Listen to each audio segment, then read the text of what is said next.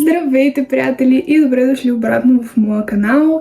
За всички, които са нови и попадат за първи път на моя видео, казвам се Теодора и снимам предимно влогове, но днешното видео ще бъде по-различно. Днес заедно с вас ще разглеждаме старите ми дневници и ще видим какво съм си записвала, за какво съм се тревожила тогава, за какво съм мечтала. Просто ще разгледаме старите ми дневници. Това всичкото беше в една чанта, качена на тавана, и понеже отдеве ходих до там да търся нещо, попаднах на тях и реших, че ще бъде интересно да снимам видео, в което реагирам на старите ми дневници, така че сега ще видим какво има. Няма, разбира се, да чета всичко, защото първо, че е много.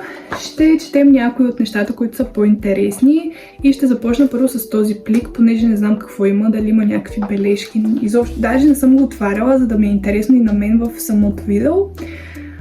Така че нека започваме. Ако искате да гледате и следващите мои видеа, може да се абонирате и общо взето е това. Така че, let's go! Както казах, ще започнем от този плик, който сама съм си правила. Ето, отзад изглежда така. Сега е момента на истината. Първо виждаме някаква... Нямам представа какво. Диск ли е? Да, някакъв диск има. Да, нищо интересно. Тук има още дискове. Явно съм си събирала дискове.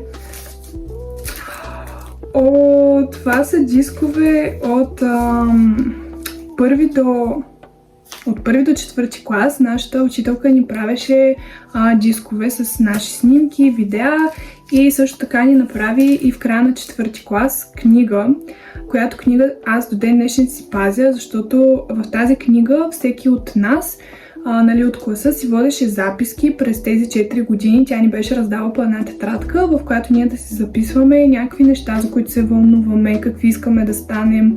И тя след това ги направи в книга. Тази книга се я пази до ден днешен.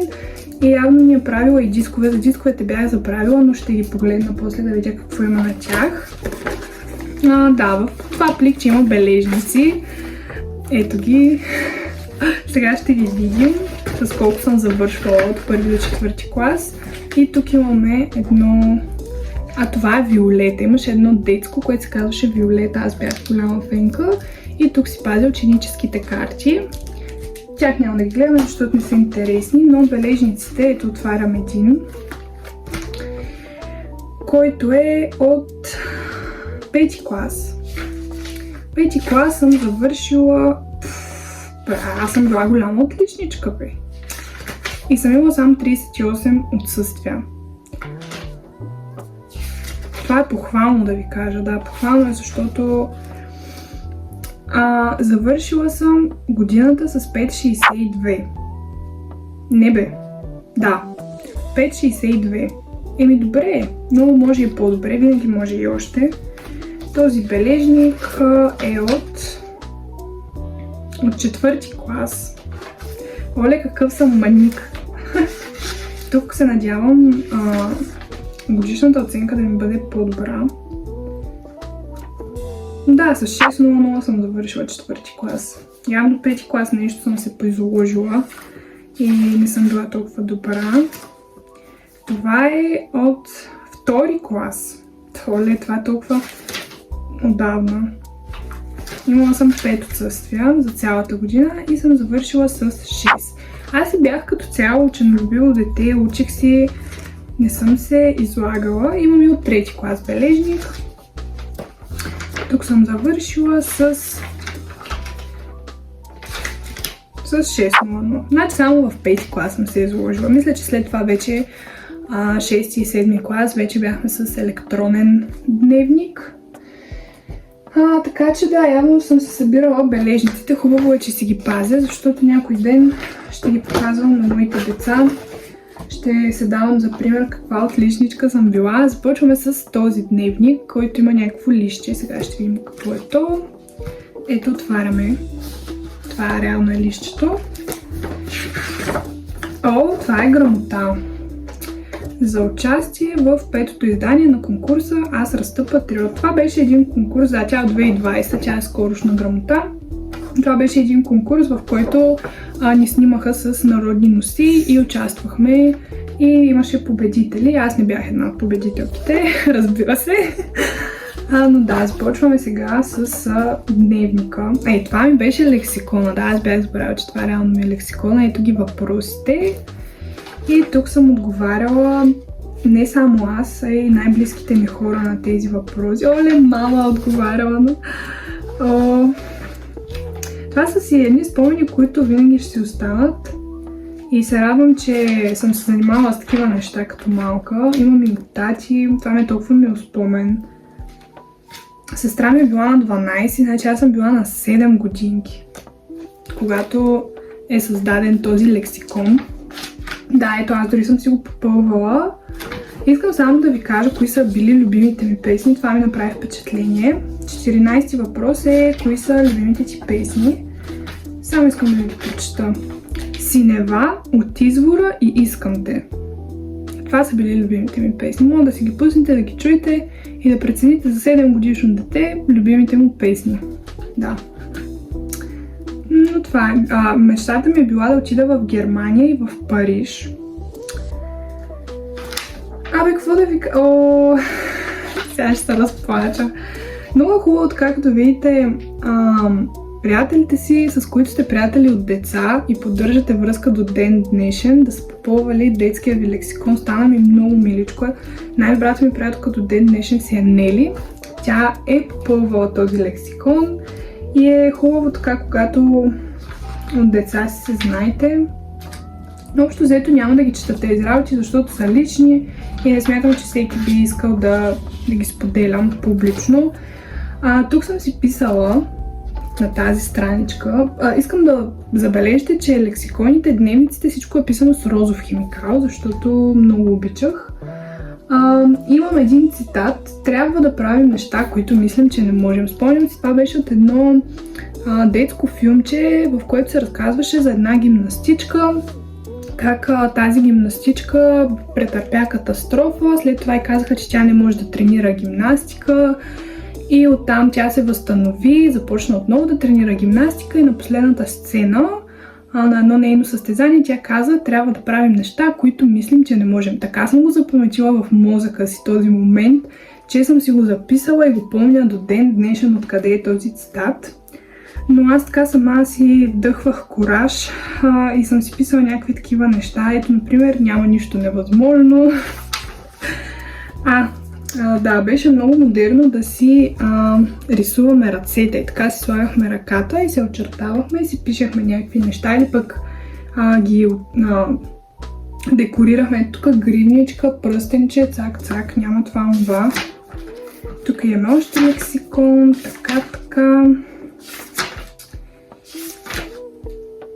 Тук съм писала някакъв текст на песен, която е трябвало да науча. Казва се "Капят листата". Вятър сърдито свири в гората, бавно, безшумно капят листата. Това е песента и е трябвало да я науча. Тук имаме модел на блузка и пола. Искам просто да забележите. Все пак. Продължаваме. Ето. Тук съм си писала поговорки. Имам си цяла страница, в която съм си писала поговорки. Не е срамно да не знаеш, срамно е да не учиш. Без наука няма сполука. Работата краси човека, мързелът го грози. Работата да се бои от тебе, не ти от нея. Явно много работливо дете съм била, нямам спомен, много съм искала да работя, съдя по поговорките, които съм писала.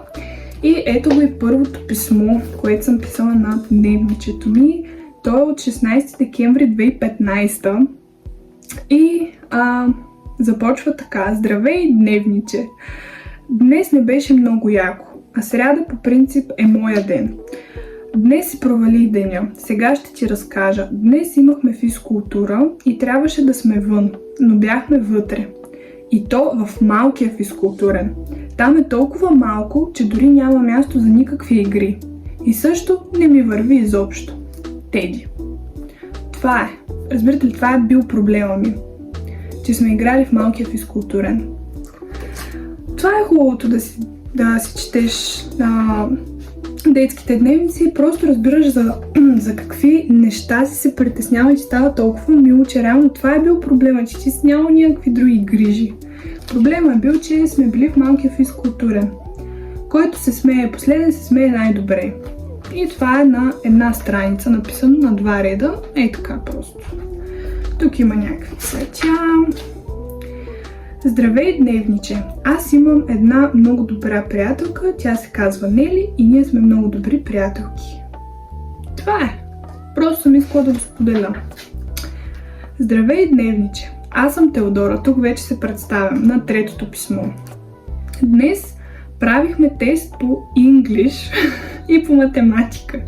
Беше лесно, но се притеснявам да не ми пиша двойка. Това беше най-големия ми страх като дете, да нямам двойка по някакъв предмет. И искам да се похваля, че двойка за първи път имах в 9-ти клас. Да. Но тогава си бях добре. Днес си прекарах чудесно.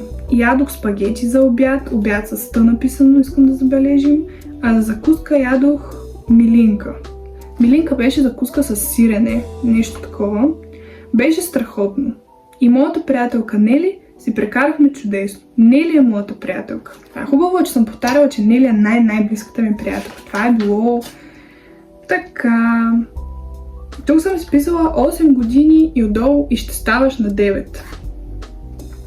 Здравей, дневниче! Днес съм в училище и аз съм дежурна.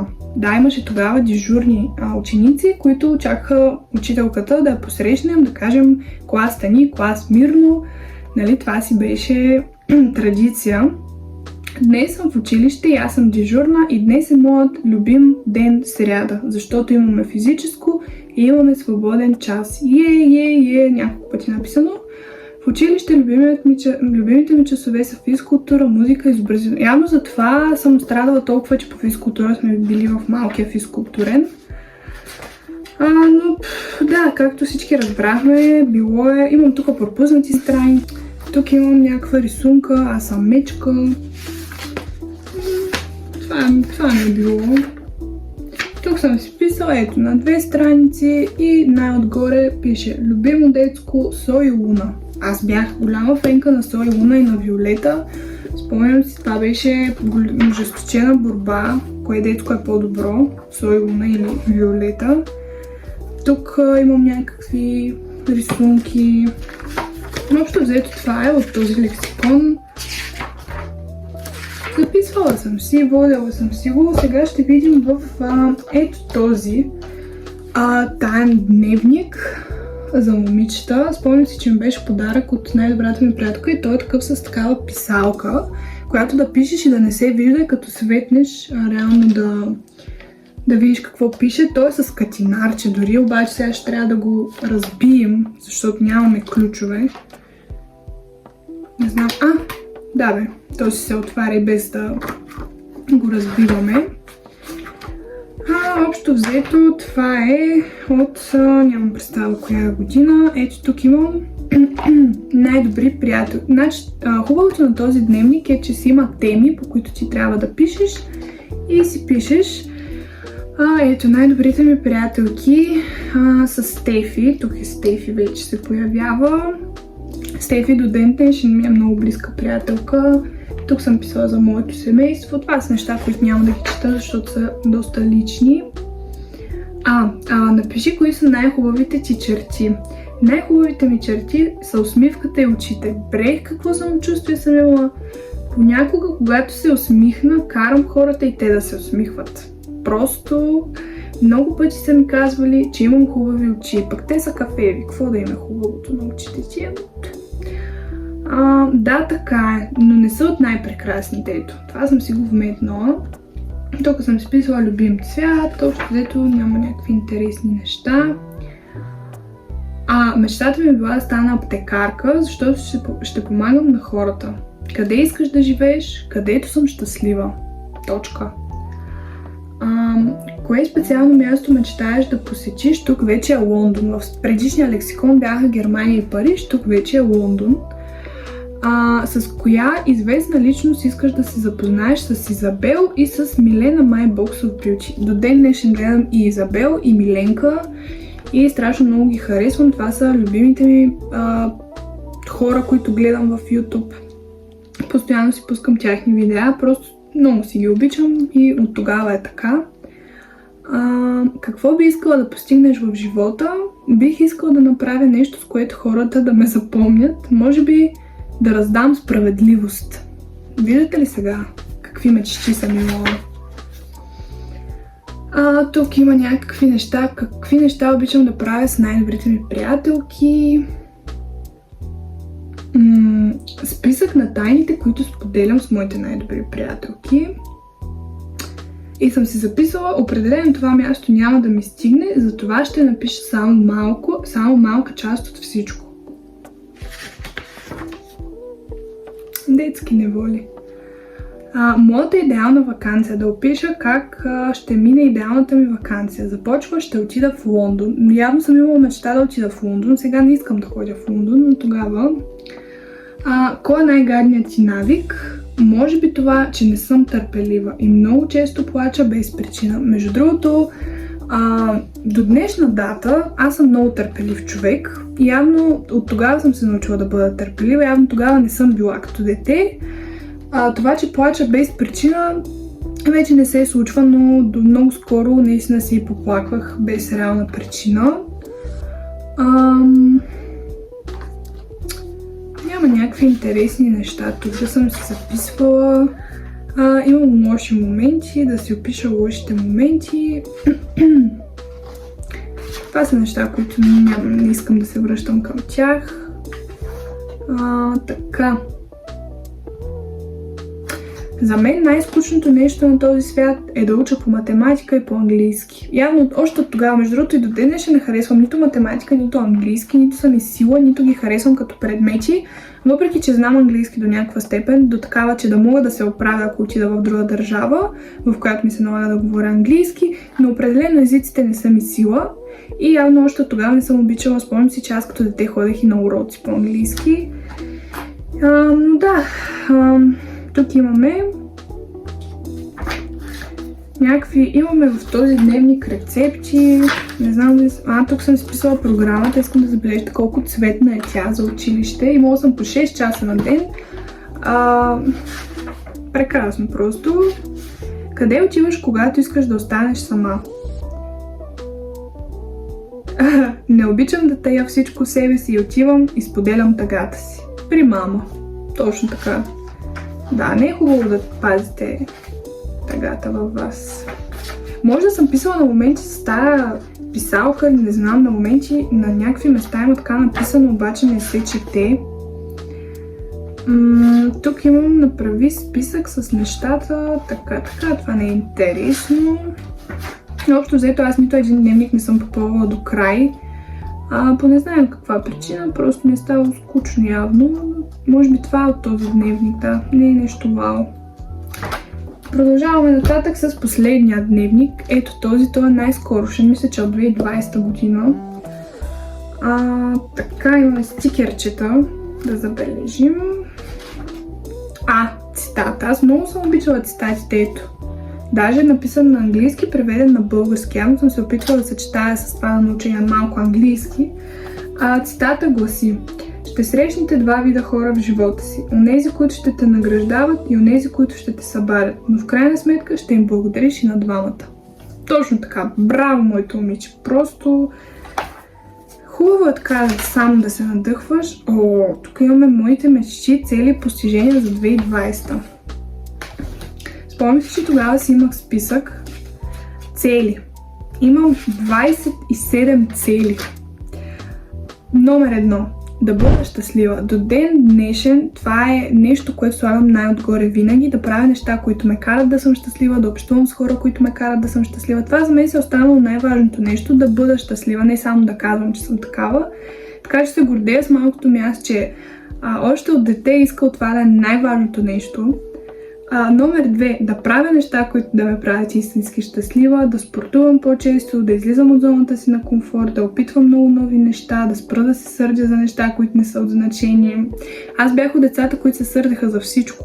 Буквално за всичко. Не знам моите приятели как са ме стърпяли. Когато пораснеш, осъзнаваш, че това са безумни неща, но тогава за мен е било трагедия.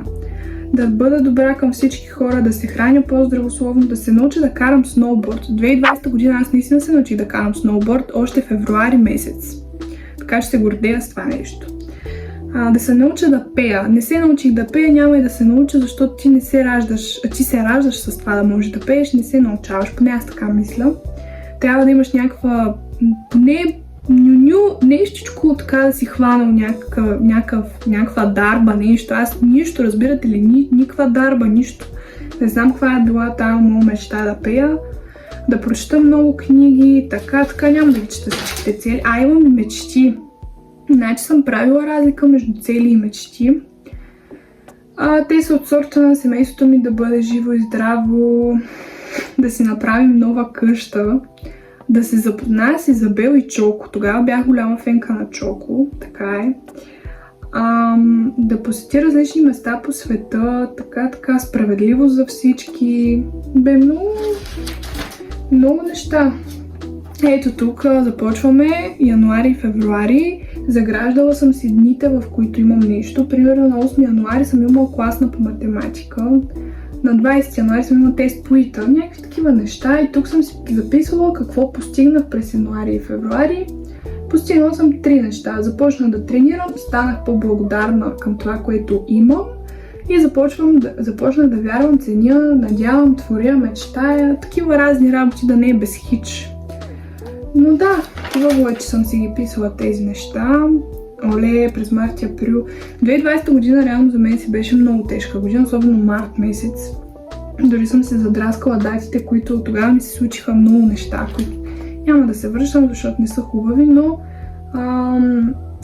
тук съм си записала повече неща, които съм постигнала, като научих се да бъда малко по-силна, което реално е така. Просто в живота трябва да се случи нещо много трудно и тежко, че да се научиш да бъдеш човек. Продължаваме с следващите месеци. Май, юни отново. Май месец 2020 се татуирах за първи път. Тогава бях на 13 години, когато се татуирах. Не е нещо, с което се гордея, но знам, че татуировката ми беше с толкова много смисъл и никога няма да съжалявам за нея.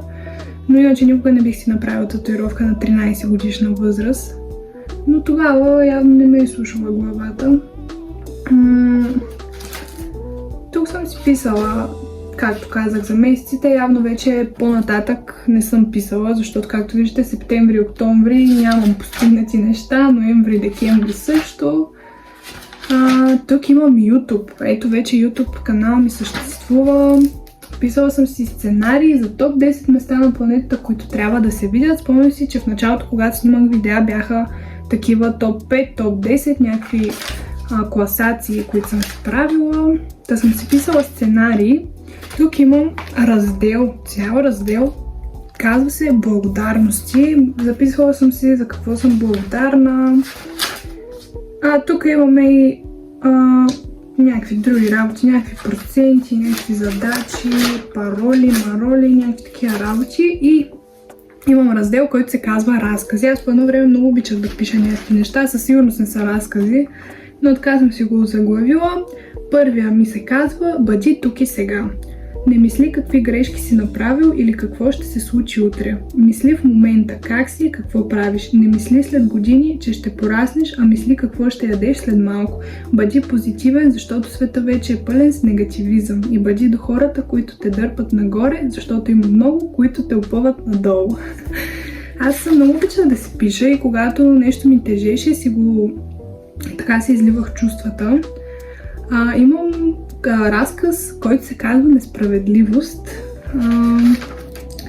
въпрос на време. Всичко е въпрос на време. Не си мисли, че има незаменими или незабравими хора. Има. И с времето се свиква да бъдеш такъв. Просто не очаквай от никой нищо, за да не бъдеш разочарован ти. Все пак хората казват, че за всички очаквания сами сме си виновни. Свикни с болката и просто я приеми като учител. Когато си тъжен, просто си кажи, че не винаги ще бъде така, защото когато свършат сълзите, живота продължава. Помни го. Хубаво е, че така съм си вдъхвала сама надежда, защото явно тогава е нямал кой да ми даде надежда и аз сама съм се окуражавала. Тук имам някакви по-тъжни, които няма да ги чета. Имаме пак някакъв сценарий. Общо взето е това. И няма повече. Пак недовършен до край. И това е всичко, което съм си записвала. Може би има и още, които просто не пазя или не мога да намеря. Тези бяха прибрани в една чантичка. Явно тези са най-ценни за мен. Благодаря ви, че бяхте част от това видео и че заедно прочетохме историите ми от тайните дневници, които съм си водила. Ако искате да гледате още видеа от мен, може да се абонирате за канала и да ме последвате в TikTok, там съм доста по-редовна отколкото тук. Обичам ви, обичайте се и вие, защото любовта е хубаво нещо. Пишете си тайни дневници, защото след време ще има да си ги четете и да ви е хубаво и да си спомняте с усмивка. Ще се видим съвсем скоро. Това е всичко от мен и до следващия път. Чао, чао!